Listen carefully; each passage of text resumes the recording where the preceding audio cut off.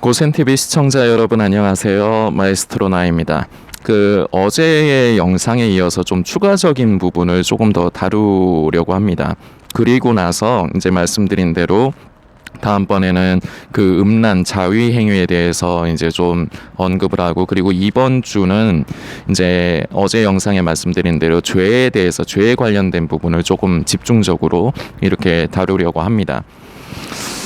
어제 일단 가장 중요한 핵심이, 어제 영상을 통해서 여러분들께 먼저 말씀드리는 가장 중요한 핵심은 우리의 초점, 죄를 인식하는 초점이 조금 바뀌게 된다는 걸 말씀을 드렸어요. 우리가 죄를 지을 때 그 죄로 인해서 근심하고 회개를 하는 이유가 결국은 내가 그 죄를 해결하지 못하면은 지옥에 갈까봐, 내가 구원받지 못할까봐, 내가 휴거에 참여하지 못할까봐 여기에 초점이 가 있습니다. 그래서 그것이 두렵기 때문에 내 힘으로 그것을 어떻게 해결하려고 하지만 결국은 행위주의로 전락을 하죠. 그래서 결국은 한계가 드러납니다. 처음에는 되는 것 같아 보여도. 이게 늘 반복입니다. 여러분들께서 이미 잘 아실 겁니다. 여러분이 그렇게 살고 계실 테니까, 저와 여러분이 다 그렇게 사니까 이 초점이 바뀌어야 돼요. 내가 죄를 지음으로, 내 범죄함과 내 허물로 인해서 우리 아버지가, 나를 사랑하시는 우리 아버지가 얼마나 마음이 아프시고 슬프실까. 초점이 여기로 가야 돼요. 이 초점을 바꿔야 돼요. 여기로 바꿔야 돼요. 그래서 아버지, 적극적으로 나는 아버지를 기쁘시게 해드리고 싶습니다. 나는 아버지의 마음을 시원하게 해드리고 싶습니다. 성령님, 나를 좀 도와주십시오. 이 방향으로 접근해야 결국은 우리와 끝까지 죄와 싸우고 우리는 죄를 이길 수가 있습니다. 그리고 한편으로 죄에 대해서 우리가 예수님의 그 십자가의 그 은혜로 말미암아, 그 보배로운 피로 말미암아 우리는 기본적으로 죄에서 자유함을 받았습니다. 이미 받았습니다. 그리고 이 사실은 변함이 없습니다. 그러나 이것을 정말로 성령 안에서 체험하고 정말로 성령을 따라 사는 사람, 예수를 머리로 하는 것이 아니라 정말로 예수를 믿는 사람, 구원을 두렵고 떨림으로 이루어가는 사람은 결코 죄에 대해서 간과하면 안 됩니다. 내 의지로 그걸 이겨내려고 하면 말씀드린 대로 행위주의로 전락합니다. 아버지를 기쁘시게 하기 위해서 성령님, 나를 좀 도와주십시오. 그리고 성령을 따라서, 그러면서 나의 의지가 성령님의 그 감동을 따라 거기에 순종하고 거기에 합해질 때 우리는 그러면서 죄와 끝까지 싸울 수가 있게 되는 겁니다. 죄와 싸워서 이기는 거 쉽지 않습니다. 우리는 기본적으로 죄에 가까운 존재들입니다. 그렇기 때문에 쉽지 않습니다. 그래서 성경은 너희가 피 흘리기까지 싸우지 아니하는도다. 이게 피 흘리기까지 싸워야 된다는 얘기예요. 쉬운 얘기가 아닙니다. 피 흘리기까지 싸운다는 건 쉬운 게 아니라는 얘기예요. 그러나 포기하지 말고 끝까지 피 흘리기까지, 쉽지 않지만 계속해서 죄에 맞서고 죄를 이기라는 겁니다. 결국은. 그런데 내 행위로 그걸 하라는 것이 아니라 성령의 도우심을 따라, 그 성령의 도우심에 나의 의지를 거기에 합치라는 겁니다. 그러기 위해서 결국은 죄를 이기고 하나님을 기쁘시게 하기 위해서 우리의 초점이 내가 죄를 지음으로 구원받지 못하고 휴거에 참여하지 못한다, 이 초점이 아니라 나로 인해서 우리 아버지가 얼마나 마음이 아프시고 슬프실까, 이것을 관심하고 여기에 초점이 가야 됩니다. 그래야지 우리는 결국은 성령의 도우심을 따라 죄와 끝까지 싸우고 피 흘리기까지 싸울 수가 있습니다. 어제 영상에서는 이것의 중요함을 이제 좀 말씀을 드렸고요. 그리고 어제 영상에서 제가 이제 한번 말씀드리면서 이제 계속 진행을 했지만, 우리가 겉으로 짓는 죄가 있고 겉으로 드러나지 않는 속으로 짓는 죄가 있습니다. 내면적인 죄와 외면적인 죄가 있습니다. 이 부분에 대해서는 여러분들 다 인지를 하십니다. 그리고 겉으로 드러나는 외면적인 죄와 내면적인 죄가 모두가 죄다, 이것은 문제가 된다, 이것에 대해서는 여러분들께서 다 동의를 하시고 아멘 하실 것입니다. 그런데 우리의 현실을 보면은 내면적인 죄에 대해서 그렇게 크게 생각을 안 해요. 겉으로 드러나는 외면적인 죄는 이건 죄다, 나 이거 어떡하지, 이것 때문에 나 구원 못 받으면 어떡하지, 이렇게 생각을 하거든요. 근데 내면적인 죄에 대해서는 그걸 죄라고 인식은 하지만 그걸 그렇게 크게 죄라고 현실적으로는 죄라고 그렇게 크게 받아들이잖아요. 여러분들 삶을 엄연히 이렇게 자세히 들여다보면은 솔직히 겉으로 짓는 죄도 많죠. 겉으로 우리가 살아가면서 짓는 죄도 많습니다. 그런데 그거보다 속으로 짓는 죄가 더 많아요, 여러분들. 하나하나 잘 살펴보면. 여러분들 다 직장에서 일하시고 회사 그리고 이제 학교에서 공부하시는 분도 계실 거고, 아니면 어떤 단체에 속해서 이제 어디 모임이라든지 그런 데 나가는 분들 다 있으실 겁니다. 대부분은 집에만 계시지 않아요. 대부분은 다 어디를 일을 하러 가든 공부를 하러 가든 어디를 가요. 그러면 거기에는 결국 다른 사람이 있습니다. 다른 사람들과 있다 보면은 내 마음은 원치 않지만, 내가 원한 것은 아니지만 어떤 상황이나 어떤 사건에 의해서 내 마음이 상하면서 내가 마음으로 범죄하게 되는 경우가 많아요. 그 사람을 미워하고, 그 사람을 시기하고, 심하면은 그 사람을 증오하고. 이게 우리의 현실이거든요. 근데 이거를 그렇게 크게 이걸 죄라고 인식은 하는데, 여기에 대해서 그렇게 크게 드러나는, 예를 들어서 내가 하는 음행에 관련된 행위라든지 그런 것보다는 큰 죄라고 생각을 안 한다고요. 근데 이게 더 문제라고요.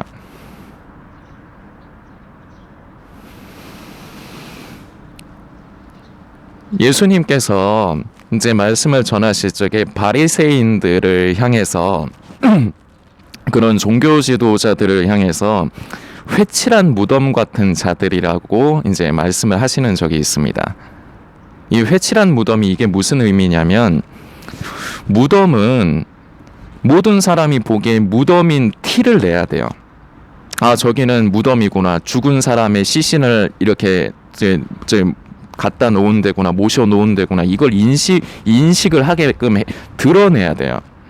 그런데 회칠한 무덤은 그 회라는 걸 칠해가지고 무덤인데 무덤이 아닌 것처럼 위장을 하는 겁니다. 바리새인들이 이와 마찬가지라는 거예요.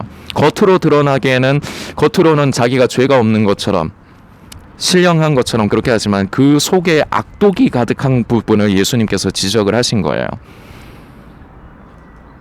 이걸 우리가 그런 바리새인과 같은 사람입니다. 우리가 회칠한 무덤과 같은 사람이에요. 만일에 겉으로 드러나는 죄만이 문제이고 하나님께서 이것만을 싫어하신다면 예수님께서 굳이 회칠한 무덤 같은 자들, 이런 그 바리새인들의 종교 지도자들의 그 내면의 그 악독함에 대해서 지적을 하실 필요가 없어요. 속으로 뭔 생각을 하든지 말든지 간에 겉으로만 죄만 안 지면 된다, 그러면은 예수님께서 굳이 그런 말씀을 하실 필요가 없었다고요.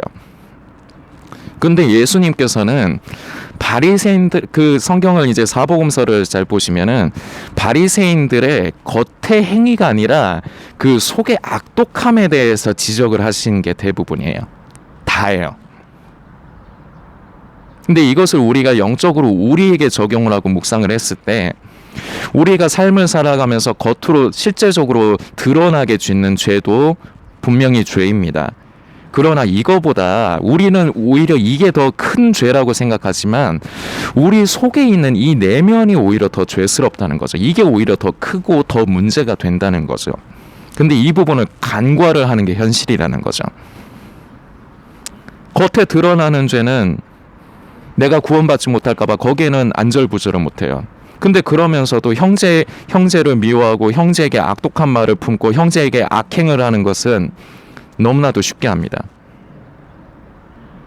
제가 거꾸로 질문을 하나 드려보고 싶어요. 만일에 어떤 성도라고 하는 사람이 형제를 미워하고 형제를 증오하고 형제에게 악독을 품는 그런 부분이 마음으로든 그것을 말로 하는 것이든 그것이 죄라고, 그것이 큰 죄라고 인식을 하면 그것을 그렇게 쉽게 할 수 있을까요? 못합니다. 근데 그거 너무 쉽게 하죠. 그걸 쉽게 하는 것 자체가, 거기에 이게 인간 내면적인 심리를 보면 그걸 그렇게 크게 비중 있게 생각을 안 한다는 거예요. 이걸 조금 더 디테일하게 보면은 이걸 여러분들께서 잘못하면 오해하실 수 있는데, 그건 죄라고 생각을 안 한다는 거나 마찬가지예요. 우리의 겉의 의식이 아니라 우리의 무의식적인 부분이. 겉의 의식은, 저와 여러분의 겉의 의식은 그것도 죄라고 생각하고 그것도 우리가 버려야 되는 부분, 성령 안에서 우리가 변화되어야 되는 부분이라고 생각은 합니다. 근데 그거에 대해서 그렇게 크게 현실적으로 비중을 두지 않는다고요. 근데 이게 오히려 더 큰 문제라고요. 우리가 겉으로 짓는 죄도 문제지만 그거보다 오히려 이게 더 큰 문제라고요. 예수님께서 종교 지도자들, 바리새인들에게 이 회칠한 무덤 같은 놈들아, 이 말씀을 하신 의미를 저와 여러분이 되새겨야 되겠습니다. 나는 겉으로의 죄는 신경 쓰면서 이것 때문에 내가 구원받지 못할까봐 신경 쓰면서 나는 내 마음으로 얼마나 많은 형제들을 미워하고 내 마음으로 내가 가족을 미워하고 싶어서 미워하는 건 아니에요. 그러나 그런 상황이 저와 여러분들에게 꼭 생겨요.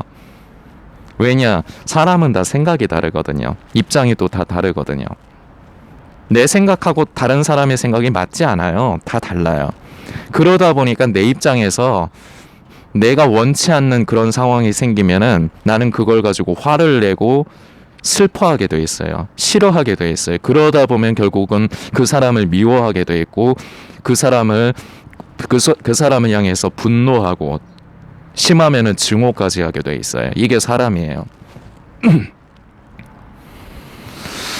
성경은 에베소서 1장에도 제가 한번 언급을 한 말씀 부분이지만 화를 내어도 그날을 넘기지 마라, 그 밤을 넘기지 말라고 합니다. 왜냐하면 이로 인해서 결국 하나님 앞에 범죄하기 때문이다라고 기록을 합니다.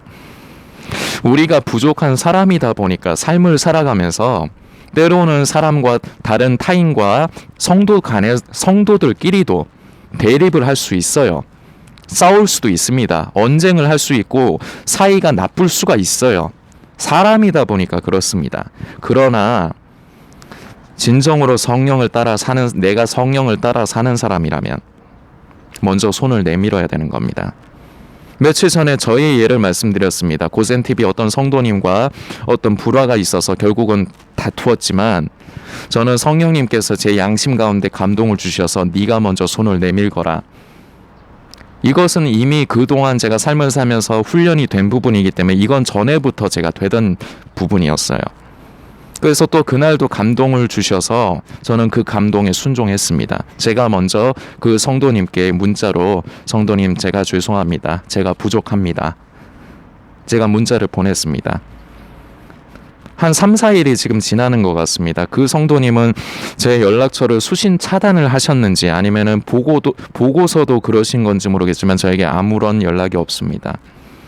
그러면서 그날 말씀드렸지만 이런 사건을 통해서 내가 하나님 앞에서 이 성도님과의 이 사건을 계기로 조금 더 나의 모난 부분이 나도 다듬어져야 되고 나의 영혼에도 유익이 있어야 되지만 하나님께서 저만 사랑하시는 게 아니라 그 성도님도 사랑하시고 귀히 여기시기 때문에 아버지 저에게만 유익이 되지 말게 하시고 저뿐만 아니라 그 성도님에게도 이 사건이 유익이 되게 해주옵소서. 전 그렇게 기도하고 지금도 그 마음 변치 않습니다. 그런데도 저는 사람이다 보니까 한 번씩 그 상황이 생각이 나면 이게 속에서 끌어나옵니다. 그럴 때마다 주여 나를 불쌍히 여겨주옵소서. 난 이거밖에 안 됩니다. 아버지, 내가 아버지의 성품을 더 많이 담게 해주옵소서. 내가 마치 아버지와 같이 또한 형제와 이웃을 그리고 또한 원수를 사랑하되 예수님께서 우리를 끝까지 사랑하신 것처럼 나 또한 그 사람을 끝까지 사랑하고 끝까지 불쌍히 여기게 도와주옵소서. 저는 이번의 사건을 통해서 굉장히 여러 가지 유익이 있어요. 제가 그리고 조심해야 될 부분도 다시 한번 인지를 하게 됐고 왜냐하면 저도 여러분과 저는 다 부족한 그 허물이 있는 사람이기 때문에 이 부분은 어쩔 수 없어요. 그러나 성령을 따라 사는 사람은 성령께서 감동을 주실 적에 그것을 인지하고 그것을 가지고 기도하면서 하나하나 배우면서 성장을 해야 되는 것입니다. 제 얘기를 말씀드렸지만 여러분은 어떠십니까? 겉으로 내가 짓는 음란의 죄라든지 때로 어떤 거는 음주라든지 흡연이라든지 아니면은 겉으로 불의한 일을 하는 자신의 모습으로만 이것을 통해서 내가 구원받지 못할까 봐 걱정하고 근심하지 않으십니까? 그래서 내가 구원받지 못할까봐 걱정되기 때문에 내가 어떻게 해서든지 그걸 극복하려고 했지만 결국은 실패를 반복을 하고 계시죠. 우리의 시선, 초점이 아버지의 마음을 우리가 살펴야 되는 부분, 내 죄, 내 구원의 문제의 초점이 아니라 우리 아버지께, 우리 아버지의 마음이 나로 인해서 슬프시고 상하시는 부분을 우리는 관심하고 더욱더 성령님을 의지해서 성령을 따라 살아가야 하는 부분, 이 부분을 다시금 말씀드리고, 우리가 겉으로 드러나는, 우리가 겉으로 짓는 죄도 분명히 죄입니다. 그러나 더 큰 문제는 우리의 마음입니다. 우리의 생각입니다. 우리의 마음이 너무나도 더럽습니다. 제 마음이 너무나도 더럽습니다. 제 생각이 너무나도 더럽습니다. 그런데 나는 그리스도인이라고 하고 삽니다. 저와 여러분은 그러면서 자신을 성도라고 하며 삽니다. 우리는 이러한 나의 자신의 모습을 있는 그대로 솔직히 보고 아버지께 구해야 됩니다. 아버지 불쌍히 여겨 주옵소서. 아버지는 나를 아무 조건 없이 이렇게 더럽고 허물 많은 나를 사랑하셔서 예수님도 허락해 주셨는데, 나는 아버지 사랑하기보다 미워하기를 더 잘하고 이해하기보다 오해하기를 더 잘합니다. 나는 심하면은 나는 같은 형제라고 내가 부르는 사람을 증오하기까지 합니다.